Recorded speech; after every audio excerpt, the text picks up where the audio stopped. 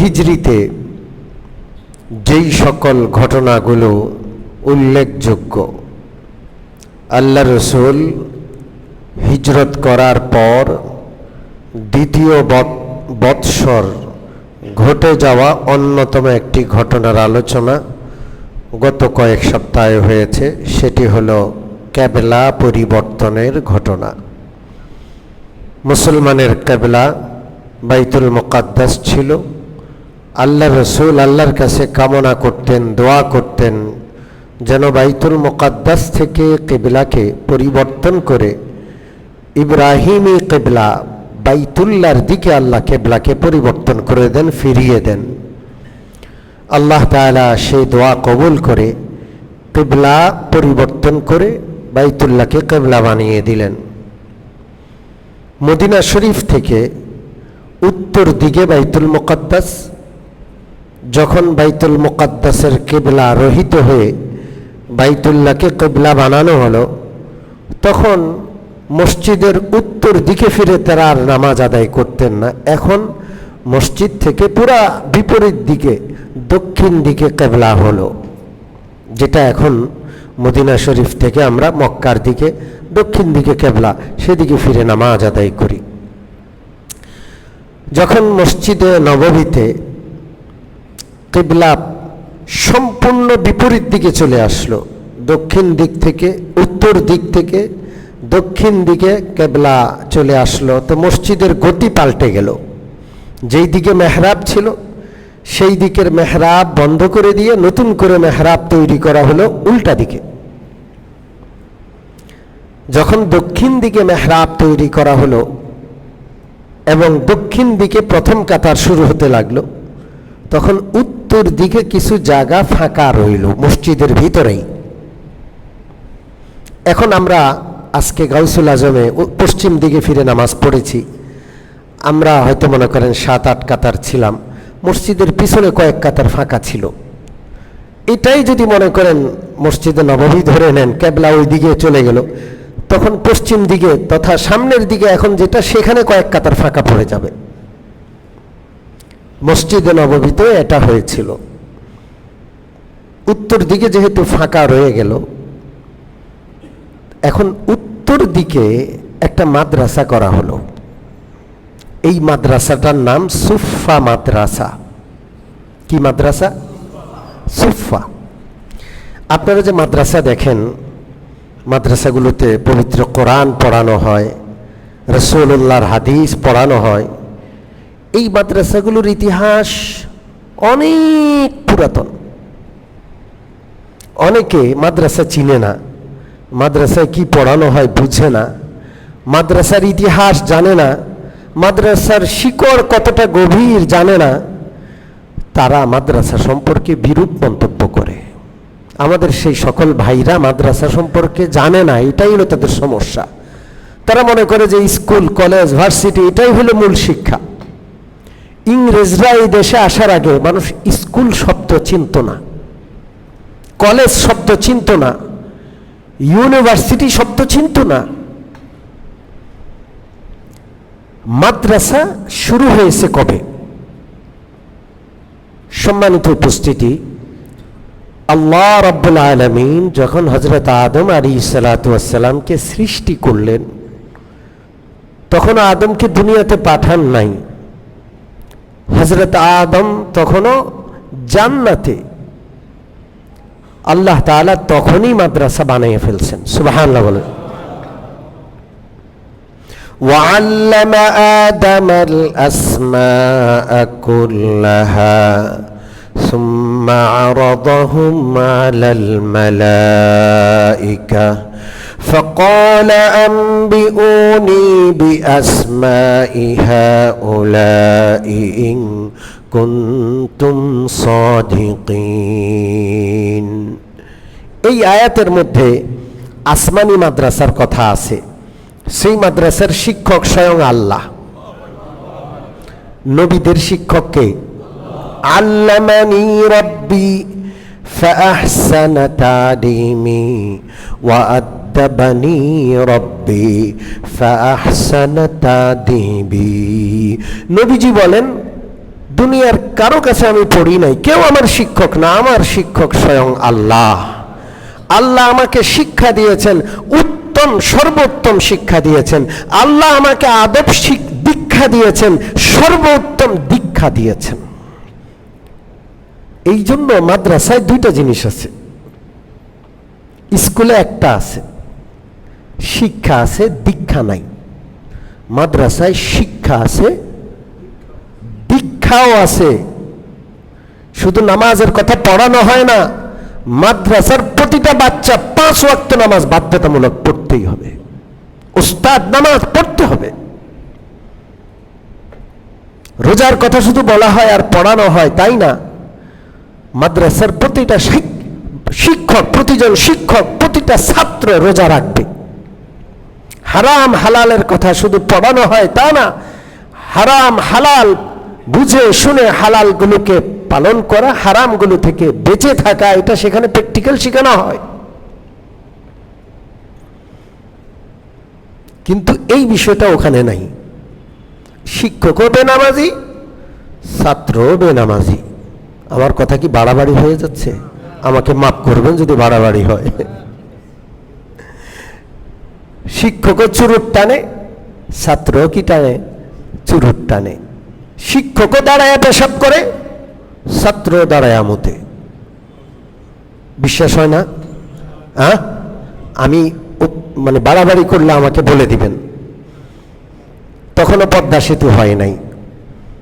আমি একবার ওই পারে যাচ্ছি কোনো একটা মাহফিলে, তো একটা বাসে গেছি। বাস থামানোর পর সেখানে তখন বাস থেকে লঞ্চে উঠতে হতো।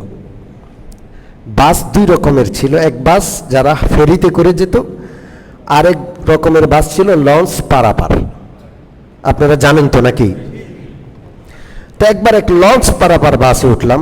এটা অন্তত পক্ষে 15 বছর আগের কথা, কম পক্ষে 15 বছর আগের কথা। তখন আমি নতুন বিয়ে করেছি, 15 বছরও বেশি হবে। তো লঞ্চে যখন উঠলাম তখন আমার পাশে একজন লোক বসলেন, খুব সুন্দর, পরিপাটি পোশাক। তো তিনি আমাকে পরিচয় দিলেন, তিনি ঢাকা বিশ্ববিদ্যালয়ের শিক্ষক। কোথাকার শিক্ষক? আমি তাকে পরিচয় দিলাম, আমি মাদ্রাসার শিক্ষক। অনেক কথা হলো।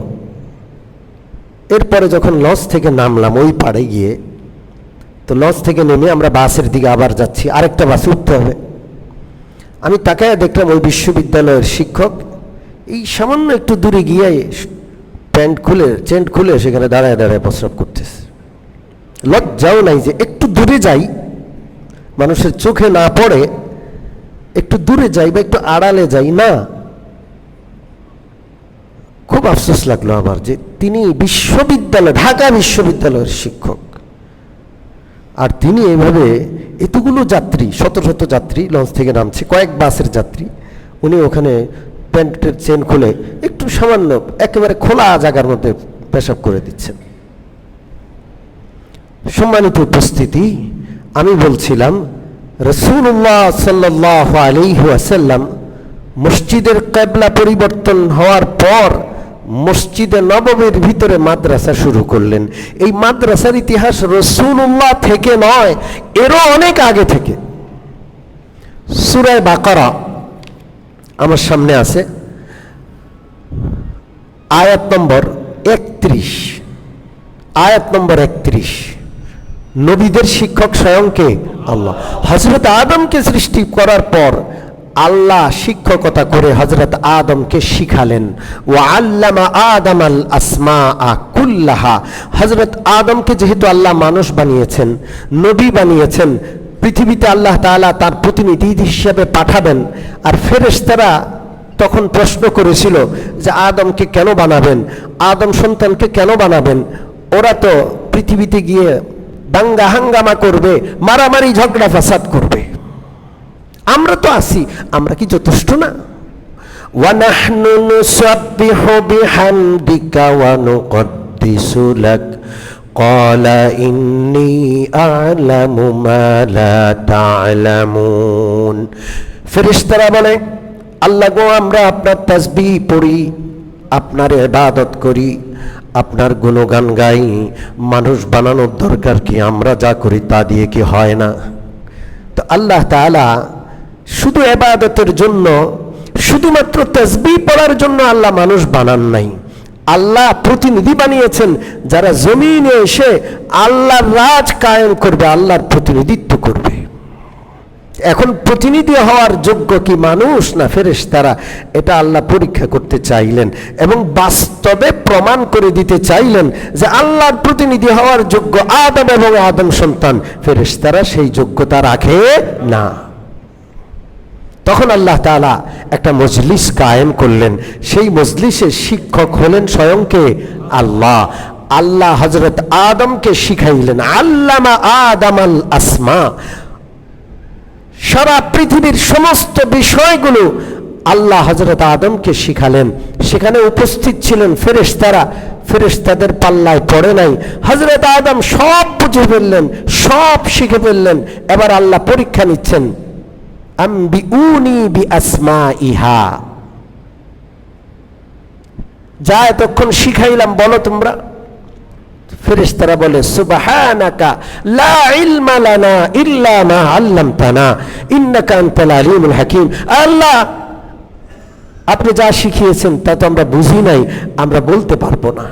আল্লাহ তাআলা আদমকে বললেন, আম্বিহুম বিআসমাইহিম, তোমাকে এতক্ষণ যা শিখাইলাম তুমি বলো। ফালাম্মা আনবাআহুম বিআসমাইহিম, আল্লাহ যা শিখিয়েছেন পুঙ্খানুপুঙ্খ হযরত আদম সব শুনিয়ে দিলেন। হযরত আদম পরীক্ষায় পাশ করলেন। আল্লাহ রাব্বুল আলামিন আদমকে সম্মানিত করলেন, ওয়া ইয কুলনা লিল মালাইকাতি ইসজুদু লি আদম ফাসাজাদু ইল্লা ইবলিস। আল্লাহ বললেন, আমি বললাম তোমরা সবাই আদমকে সিজদা করো। যত ফেরেশতা ছিলেন সমস্ত ফেরেশতা হযরত আদমকে সম্মান সূচক সিজদা করলেন।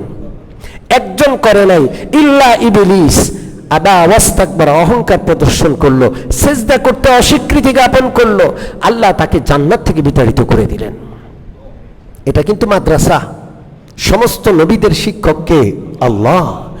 যত নবী পৃথিবীতে আসছেন সবার কাছে আসমানি ইলম ছিল, আসমানি জ্ঞান ছিল। তারা তাদের উম্মতদেরকে সে আসমানি ইলম শিখিয়েছেন। সেই ধারাবাহিকতায় মুহাম্মদুর রাসূলুল্লাহর উপরও আসমানি কিতাব কোরআন নাজিল হয়েছে। কি নাজিল হয়েছে? কোরআন নাজিল হয়েছে। এটা তো তার উম্মতকে তিনি শিখাতে হবে। তার প্রথম ছাত্র হলেন সাহাবায়ে কেরাম। কারা?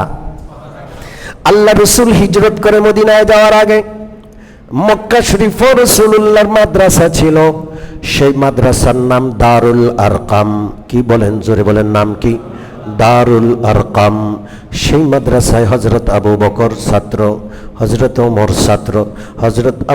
হযরত ওমর সেই মাদ্রাসায় দারুল আরকামে সে কালমা পড়ে মুসলমান হন। আল্লাহু আকবার। সেই মাদ্রাসাটা গোপন মাদ্রাসা, প্রকাশ্যে সেখানে শিখাইতেন না, গোপনে শিক্ষা কার্যক্রম চলতো। যেই মুসলমান হইতো সে ওখানে এসে পাঠ গ্রহণ করত। কারণ তাকে নামাজ পড়তে হবে, সূরা শিখতে হবে, মাসাইল শিখতে হবে। একটার পর একটা বিধান নাযিল হচ্ছে, সেই বিধানগুলো মুসলমান হিসেবে তাকে জানতে হবে। দারুল আরকাম মাদ্রাসার শিক্ষক মক্কার সমস্ত সাহাবী। আল্লাহর হাবিব যখন মদিনায় হিজরত করে আসলেন, প্রথম বছর সাহাবায়ে কেরাম একের পর এক হিজরত করে আসছেন, একের পর এক হিজরত করে আসছেন।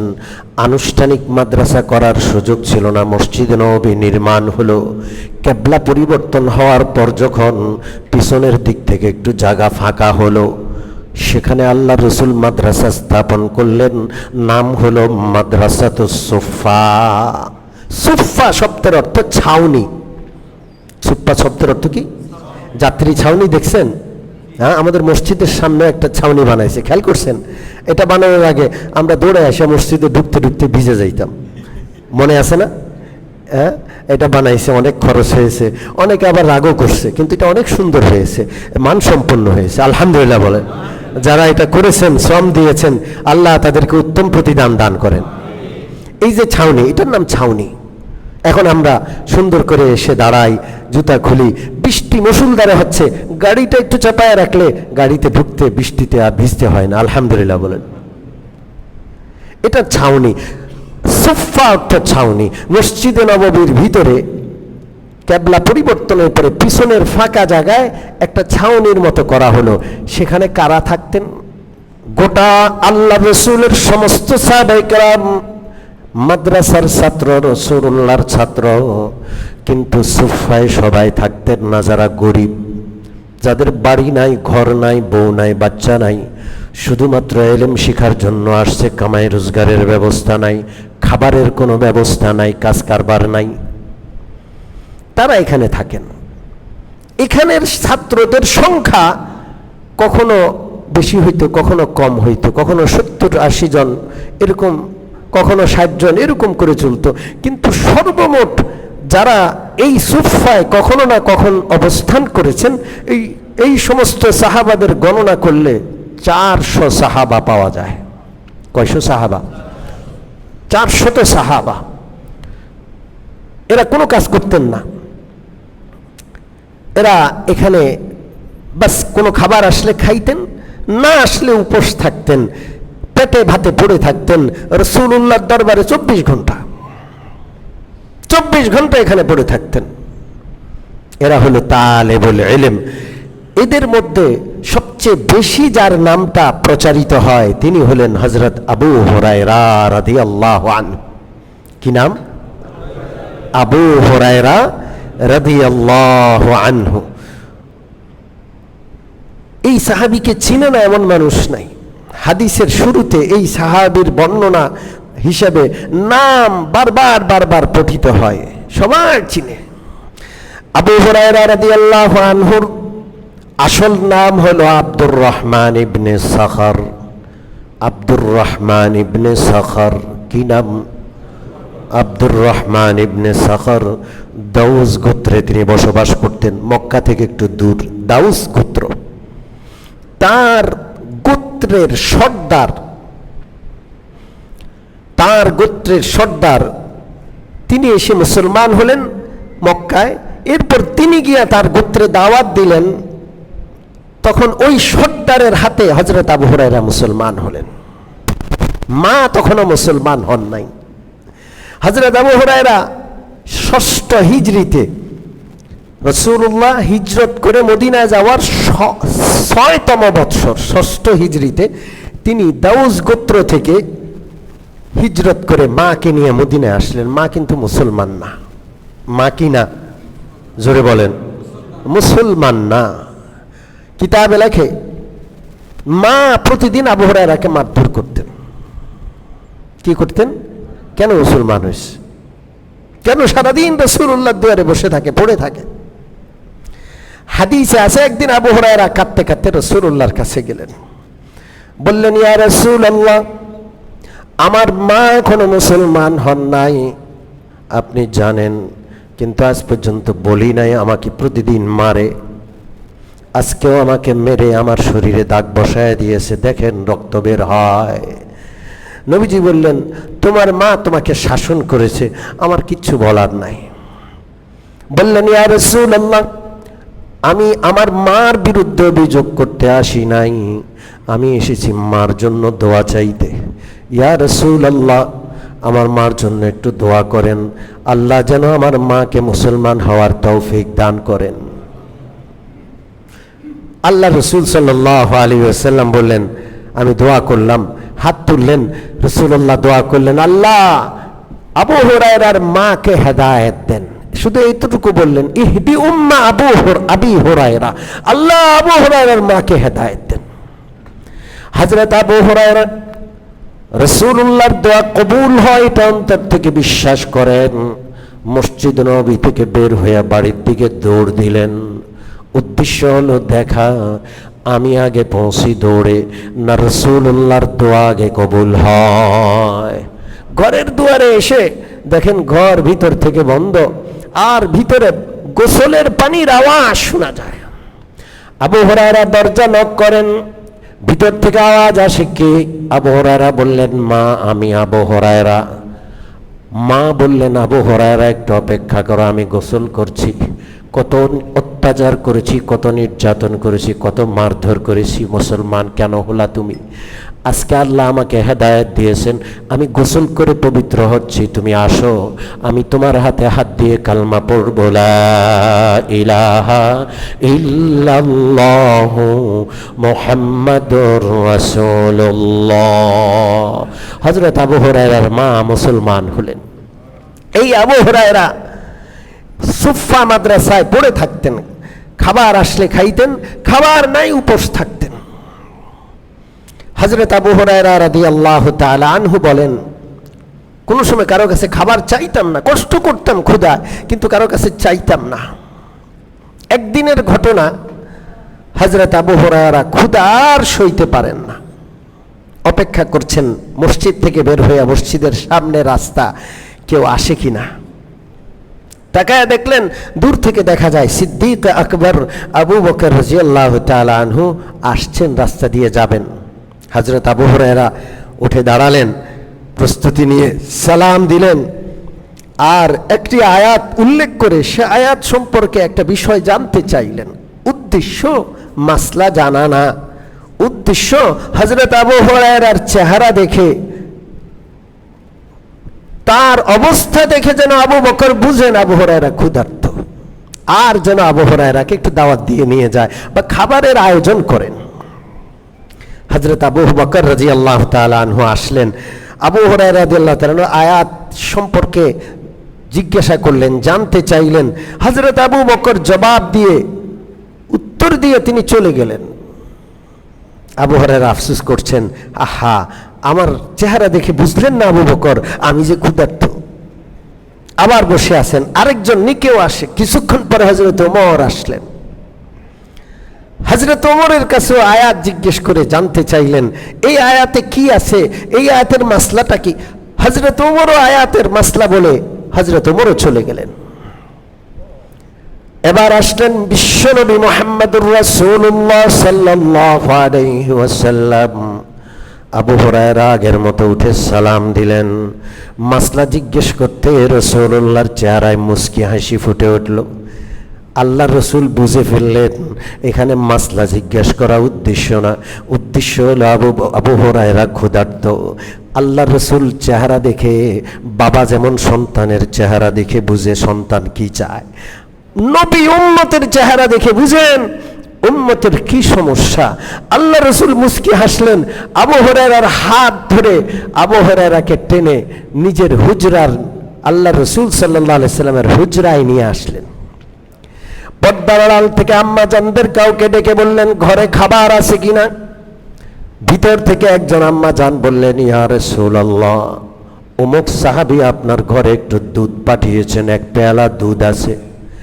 আল্লাহ রসুল বললেন, দুধটা আমার কাছে দিয়ে দেন। হযরত আম্মা জান দুধ দিলে, রাসূলুল্লাহ দুধটা সামনে রাখলেন। আবু হুরায়রাকে বললেন, আবু হুরায়রা, আজকে সুফায় কোনো খাবার আসছে? আবু হুরায়রা বলেছেন যে না ইয়া রাসূলুল্লাহ, গত 3 দিন যাবৎ সুফায় কোনো খাবারের ব্যবস্থা নাই, সবাই অভুক্ত, সবাই ক্ষুধার্ত। নবীজি বললেন, সবাইকে ডাকো, এক পেয়ালা দুধ। প্রায় 70 জন সুফায় সাহাবী রয়েছেন, তালিবুল ইলম, শিক্ষার্থী রয়েছেন। হযরত আবু হুরায়রার মুখটা ছোট হয়ে গেল যে এক পেয়ালা দুধ 70 জনরে খাওয়াবো, সবাইকে ডাকলে খাওয়ানোর জিম্মাদারি দিবে আমাকে, খাদিম করতে হয়। তো খাদিম যদি আমি করি তা আমার সিরিয়াল সবার শেষে, দুধ তো থাকবে না, পেয়ালায় কিছুই থাকবে না, আমার কপালে জুটবে না, মনটা বড় খারাপ। কিন্তু রাসূলুল্লাহর নির্দেশ না মেনে উপায় নাই, সুফার 70 জন সাহাবীকে ডাকলেন, সিরিয়ালে লাইন ধরে বসালেন, এক পাশ ধরে খাওয়ানো শুরু করলেন।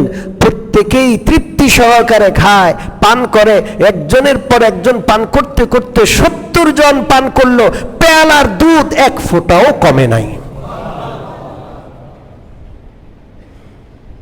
আল্লাহ রাসূল সাল্লাল্লাহু আলাইহি ওয়াসাল্লাম এবার আবু হুরায়রাকে বললেন, আবু হুরায়রা, কেউ কে বাকি আছে? হযরত আবু হুরায়রা বললেন, ইয়া রাসূলুল্লাহ, সবাই শেষ, কেউ আর বাকি নাই। নবীজি বললেন, তাহলে এবার আমি আর তুমি আসি। হযরত আবু হুরায়রা বললেন, হুজুর ঠিকই বলেছেন।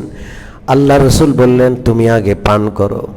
আবু হুরায়রা পান করলেন, রাসূলুল্লাহ বললেন আবার খাও, আবার পান করলেন, বললেন আবার খাও, আবার পান করে বলে ইয়া রাসূলুল্লাহ আর জায়গা নাই, আর এক ফোঁটাও ভিতরে জায়গা নাই।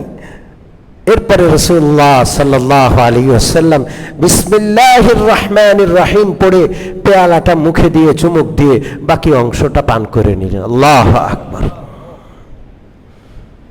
এই হলেন হযরত আবু হুরায়রা রাদিয়াল্লাহু তাআলা আনহু। এরকমের 70-80 জন সাহাবী সব সময় থাকতেন। সেখানে একটা দড়ি টানানো ছিল, দড়ি। এই দড়ির মধ্যে গাছের প্রথম খেজুর, সেখানের বেশিরভাগ চাষাবাদ হয় এখনো খেজুর। প্রথম খেজুরটা যখন হয় মানুষ এনে খেজুরটা দড়ির মধ্যে ঝুলাইয়া দেয়, দড়ির মধ্যে খেজুরের কাঁধিটা এমনি ঝুলাইয়া দেয়। যার ক্ষুধা লাগে 1টা 2টা 5টা 7টা নিজের প্রয়োজন মতো খেয়ে বাকিটা রেখে দিত, অন্যরা খেতেন। এইভাবে খেজুর খেতেন। কোন কোন বর্ণনায় আছে আল্লাহ রসুল অবধারিত করে দিয়েছিলেন যার 10টা গাছ আছে একটা গাছের খেজুর দান করে দিবা, যার গাছে 10টা কাঁধি ধরেছে 1 কাঁধি খেজুর দান করে দিবা। তো যারা চাষাবাদ করতেন, খেজুরের বাগান যারা আছে, যাদের আছে, তারা সবাই খেজুর নিয়ে আসতেন, ফল ফলাদি নিয়ে আসতেন, এবং ঘরে কোনো ভালো রান্না হলে যতটুকু আছে অতটুকু নিয়ে আসতেন মসজিদের এই গরীব সাহাবীদের জন্য। হযরত আবু হুরায়রা রাদিয়াল্লাহু তাআলা আনহু রাসূলুল্লাহর 1 নম্বর ছাত্র। আজকে সময় নেই আমি তার আরেকটা ঘটনা বুখারী শরীফ থেকে শুনে আজকের আলোচনা শেষ করব।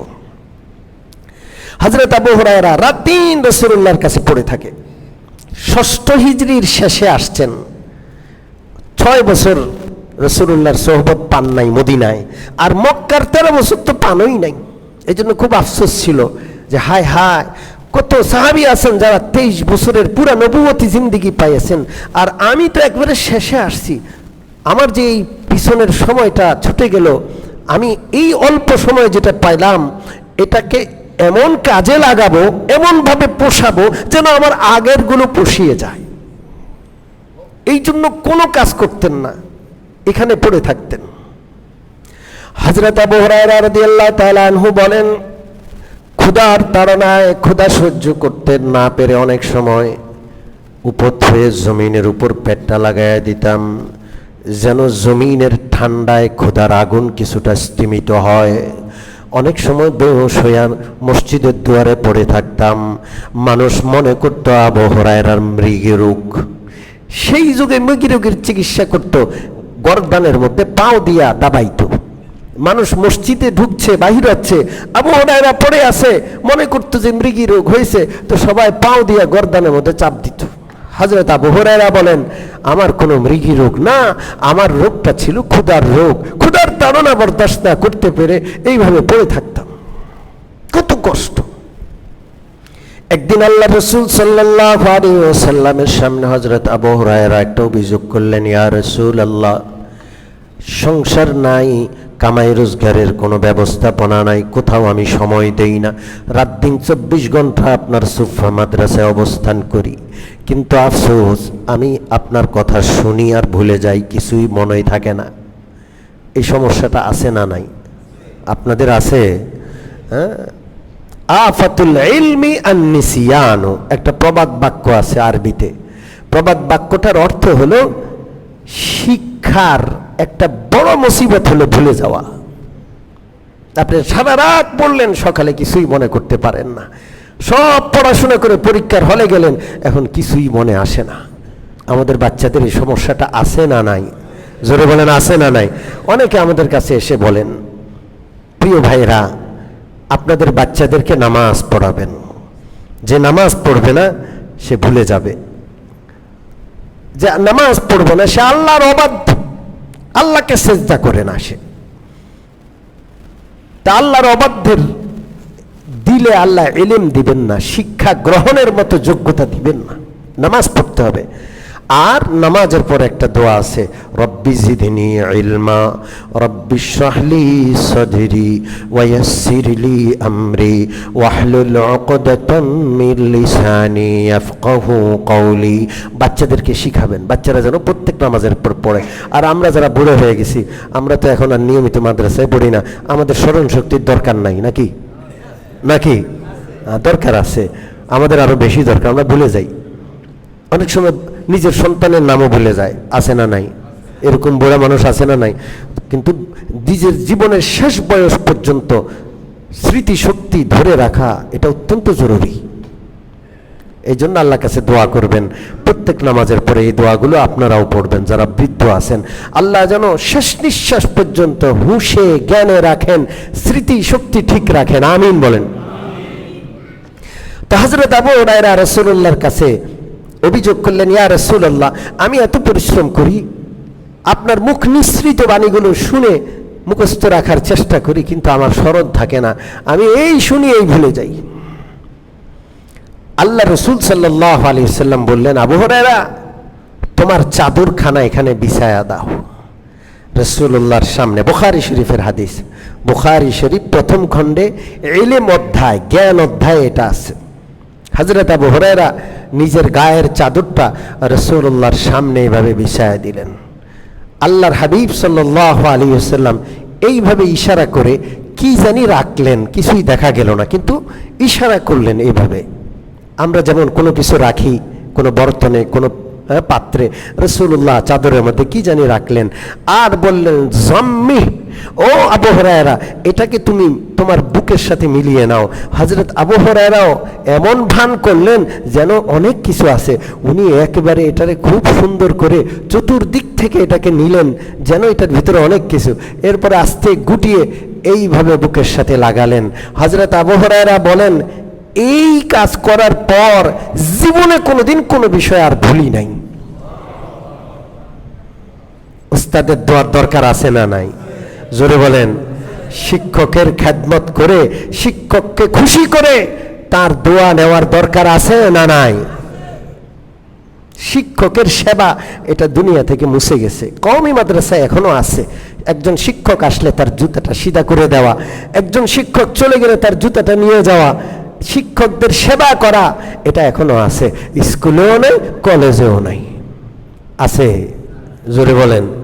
হ্যাঁ, কয়েকদিন আগে রাজশাহী ইউনিভার্সিটির সম্ভবত ভিডিওতে আসছে, শিক্ষকরা দৌড়াইয়া পানিতে নামাইছে।